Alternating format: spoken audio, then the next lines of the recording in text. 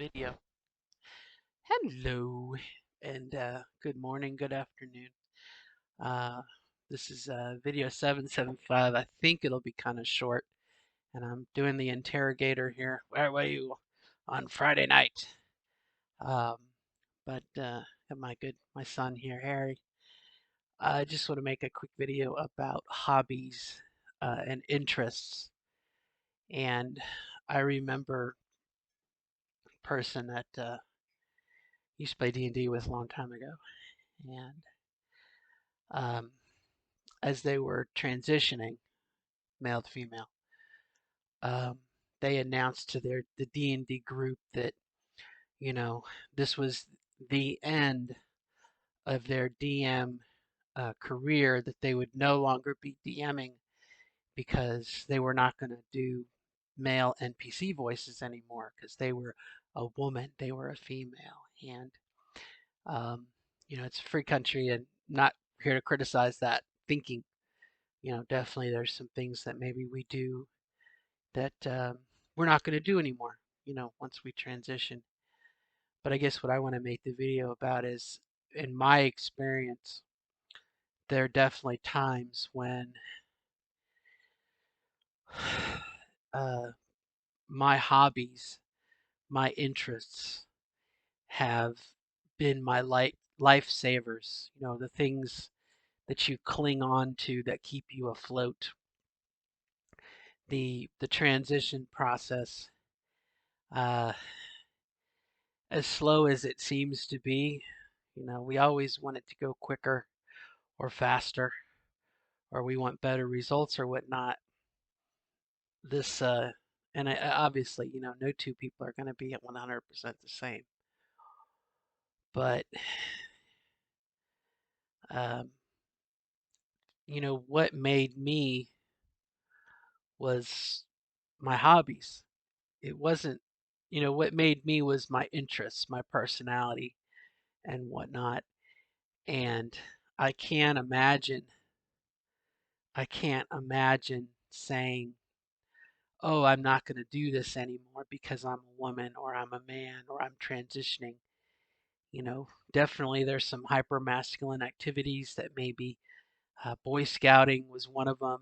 I never was a hunter, but stereotypical guy things that probably in this day and age no longer are considered guy things, masculine things, um, that maybe a person might do to mask themselves or hide themselves, or might get involved in, I don't know, back in my day, probably, uh, car racing, or car repair or something, that nowadays you can be a man or a woman or a non-binary, it doesn't matter. But the things that we love, and I am a um, novice, maybe a beginner, is well, I wouldn't say that. I wouldn't say that. I wouldn't say that. Where'd it go? Hi. Uh, I left it out in the car, but I've got a little one here I can show you. Excuse me while I whip this out. um, well, maybe not. Smart aleck that I am. Here we go. Um, I started before I transitioned. Ah, try not to. There we go. When I say I'm a helicopter pilot, this is the smallest one I have. Okay, and I primarily fly it during the winter when it's cold. Inside it's perfect at work or whatnot, and in the house, of course, the cats love it. They love to chase it and try and knock it out of the air. Sometimes they succeed. Um, this is a fully 3D capable helicopter, meaning it can fly upside down. The uh, the mast here will shift and send the wash this way, so you can actually fly upside down. It's really kind of fun.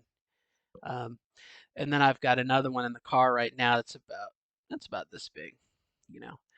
And then I've got little Ellie up here. This is Ellie the Heli.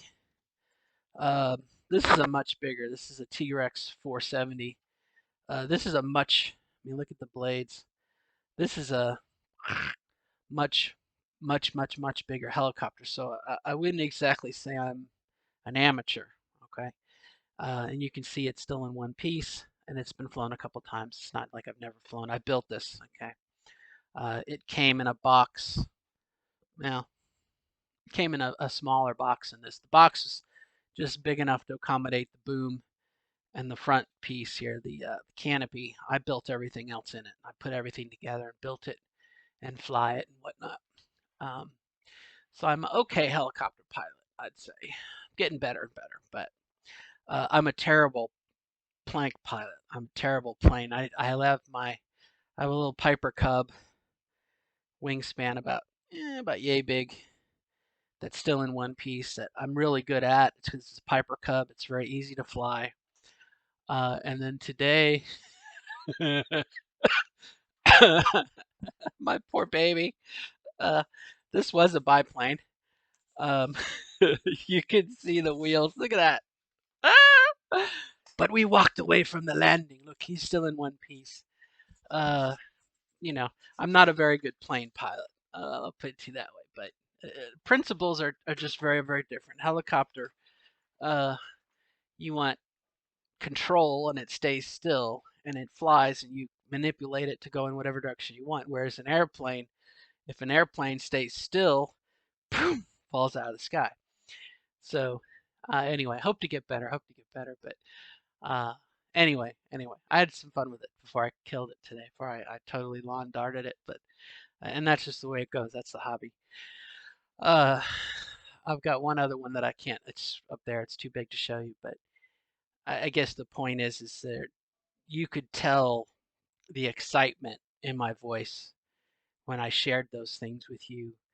If you had been with me, like I said, about a half an hour ago, where I was flying and I was doing all sorts of tricks with this little red poor biplane, and doing acrobatics and having a lot of fun with it. And yeah, I think I got 4 flights out of it, and then I lawn darted it.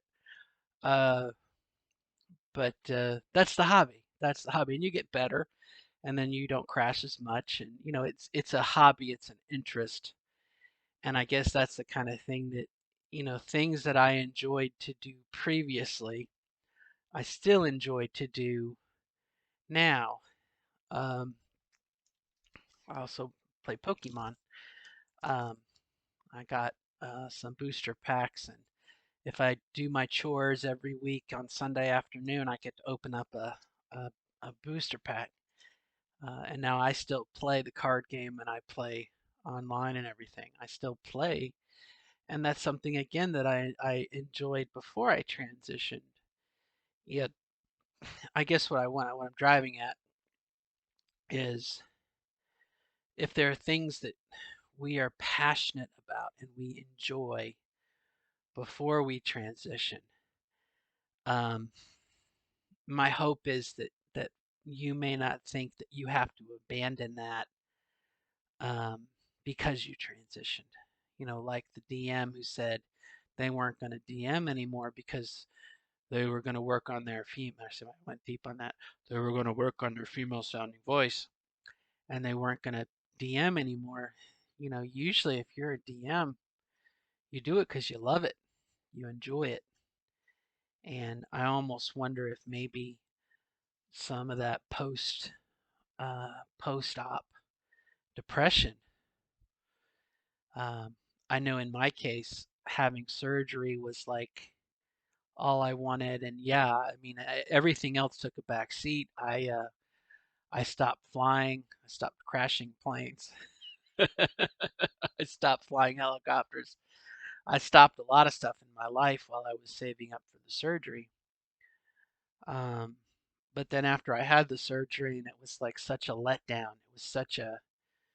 Uh, it was such a Christmas morning experience. I had my surgery. Well, now what? You know, um, my hobbies really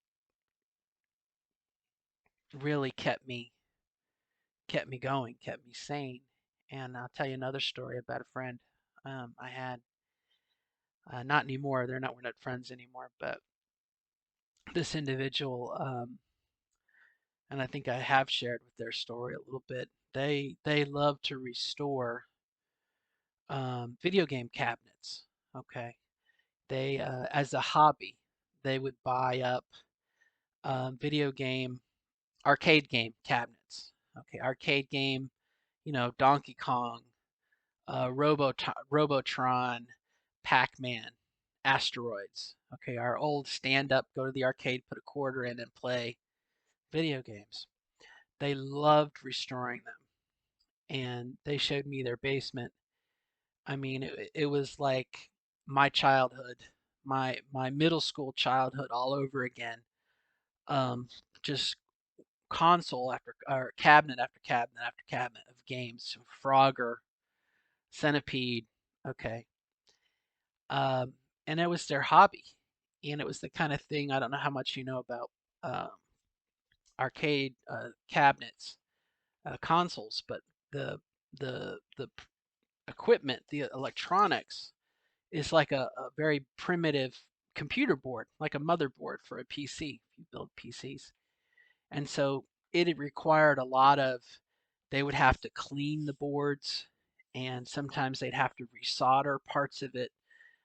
They'd have to, clean the connections, and you know, again, to restore these video games to basically not pristine, but pretty within reasonable. And they loved it, and they were just so passionate about it, and they loved to share with. They showed me everything, and then they're like, "Yeah, but I don't do that anymore since I transitioned because that's not what girls do." And I just kind of looked at her and I said, "But you can, you know, um, you don't have to give up that passion. If that's what passion, if that's what drives you, you know."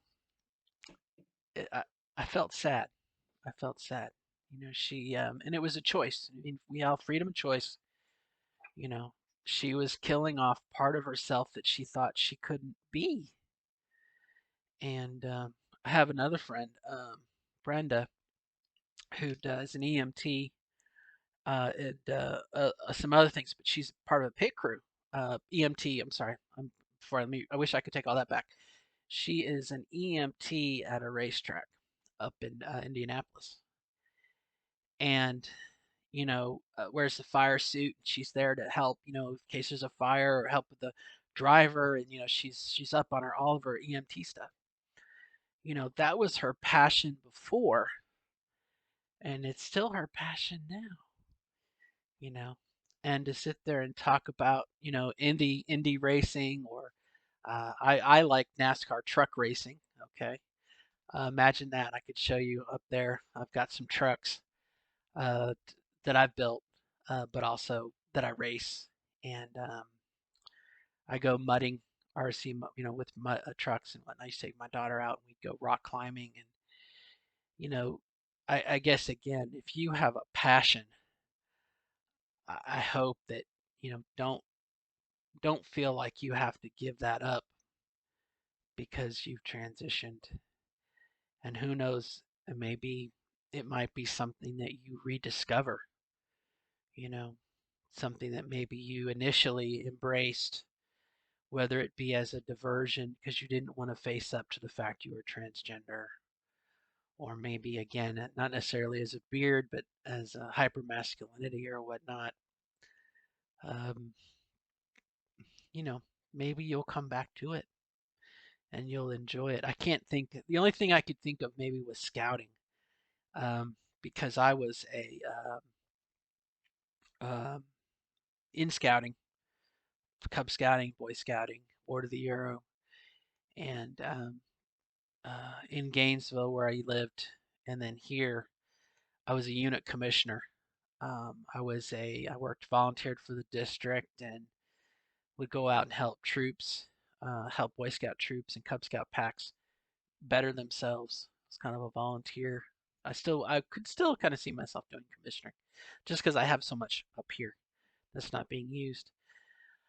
Uh, but at the same time, I kind of view Boy Scouting now as a misogynistic religious program, but I like the fact that they've let Girl Scout girls in, and that there's some girls now that have Eagle Scouts. And again, I see it as an outdated organization that maybe could be turned into the Scouts or something else. I don't remember the YMCA. I think had the little Indian. They were little Indians. It's probably not a good thing to do now either. Um, but call it something else. You people who like to go camping and fishing and involved in wilderness conservation. Maybe they do volunteer. No, I'm saying there's a niche, there's a void there that could be tapped into for good, as opposed to just um, kind of what I think Boy Scouting was. Uh, go at least here in Louisville, Southern Indiana. Um, George Rogers Clark, Greater Clark District, I think. Sorry, my brain's allowed. Yeah, the Boy Scouting up in this area was just a major moneymaker for whoever the district executive was. Boy Scouting here is like, and maybe it was that way in Florida where I'm from originally, but when I got involved up here when I was a unit commissioner, I mean, it basically was a pyramid scheme. Talk about multi-level marketing. Uh, Money just flew up and up and up into the district. The district executives gave it to their head and their head, and then the council executive. It was just a money making scheme, and unfortunately, the youth paid for it. But anyway, don't want to get. That's a whole other. Excuse me, kettle. Sorry, I didn't mean to blow in the microphone. But anyway, passion. I hope that uh, and granted, George Carlin said interests are free and hobbies cost money. Definitely. Um, I don't have the money to repair. I won't. I know I won't fix it. My little red biplane up there. I've got my other plane that I fly and I enjoy, the Piper Club. But you know, you begin to uh, take what I'm going to do is cannibalize that. This was another plane that I had at one point. This is the electrical system and prop and everything. And basically, I can take the electronics and all you need to do is buy some foam and uh, you can make your own plane. I used to do that before I transitioned to the foam that you make science fair projects out of, the little threefold foam core. Yeah, you can spend $10 on a piece of foam core and make a flyable plane. And all you got to do is just take the electronics out of something like that and put it in, and you have a plane for less than $20 probably all together. Um, that's probably what I'll do next. But again, it takes money, and definitely all my hobbies, Pokemon, those things take money, and you can't, definitely when you're saving up for your surgery, if you're going to have surgery or procedures or hormones, or if you don't have insurance, it takes money, and obviously those things may freeze. You may not do those things, but there are certain things that don't cost money that maybe you might be interested in or whatnot. I'm not trying to tell you how to live your life. I'm just trying to say that my hope is that if you have a passion before you transition, just because you transition doesn't mean you have to give that up. And maybe after you transition and you get over the first 3 years, maybe 4 years, 2 years is too soon.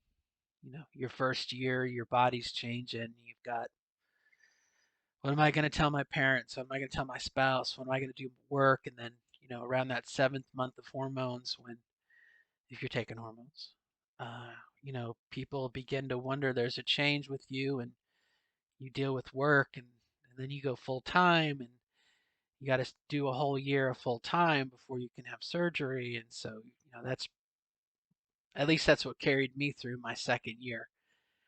And then I had my surgery, and then all hell went to shit. Just my life totally went to shit. Um, and it's taken me 2 or 3 years now to kind of climb out of that pit. Um, my hope is that if you have a passion, something that you enjoy beyond gender, that you maybe dig back into it, see if you like it. Or maybe you have a hobby that or an interest that maybe you've always wanted to do, you know, whether it be cooking or sewing. I used to sew Halloween costumes for my daughter when she was younger. Wine tasting, like I said, just anything, painting, sculpture. Uh, it can be an outlet. It can be an outlet for your frustrations as well as also kind of for your excitement. And I hope that um, I hope that you have that opportunity if you haven't already to kind of do what you want to do. You know, learn a new skill. I thought about today. I have a fear of heights, believe it or not. You'd think I'd be crazy, but that's why I'm on the ground, flying or crashing, as the case may be. And I've seriously thought about. At one point, about 2 years ago, well, 4 years ago, it's before I transitioned, so 6, 7 years ago, 8, maybe 8 years ago, I actually started to get my pilot's license, and may go back to do that. I think I'd rather be a helicopter pilot than a plane pilot, though. Uh, uh, yeah, I realized with helicopters, use your feet. You control the rudders with your. The rudder is 2 foot pedals, and then the aileron. There's the sticks actually when you fly a helicopter. So it would be a little bit of a learning curve, um, whereas an airplane is throttle, and you've got the yoke. I don't know. Anyway, what the fuck do I know? I just think it'd be kind of neat. Maybe I could get over my fear. I think with a helicopter, I would be more in control, and that would alleviate my fear because I would control where I go. Whereas with an airplane, you've got to be going forward. You've got to be going forward, or else you fall like a rock. Yeah. Or in my case, you lawn dart. It was so cool. It was like my fourth or fifth flight today, and one flight I came down too hard, and that's what bent the landing gear. But then the flight that did it in, it like pinwheeled.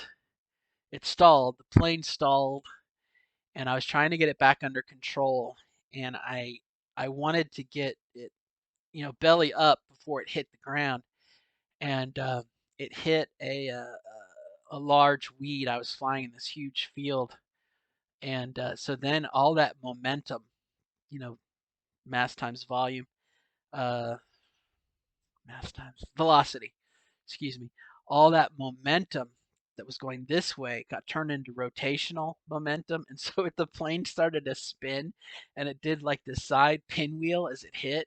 It was so cool. It was so cool. The helicopter that I flew had an opportunity to do some I don't know where it went. Oh, uh, trimming the grass, like when you fly inverted and you get to the ground and like the weeds, and so with your rotor you start trimming the tops of those weeds. Huh. Anyway, but again, that excitement, that passion, it's kind of contagious, and I hope that again, it's been my experience. Those are the things that keep me going. You know, yes, I get up every day and be my authentic self, but I also do the things that I enjoy doing. You know, and like I said, yeah, it's going to take me months. I don't have the money to replace what I destroyed today, but oh God, it was so much fun. And I'll do it again one day. Just take some time. All right, that's it. I've talked long enough. I wish you the best of luck in becoming your authentic self. I thank you so much for checking this out, and I hope you have a wonderful day. And we'll see you around. All right, till next time. Bye bye.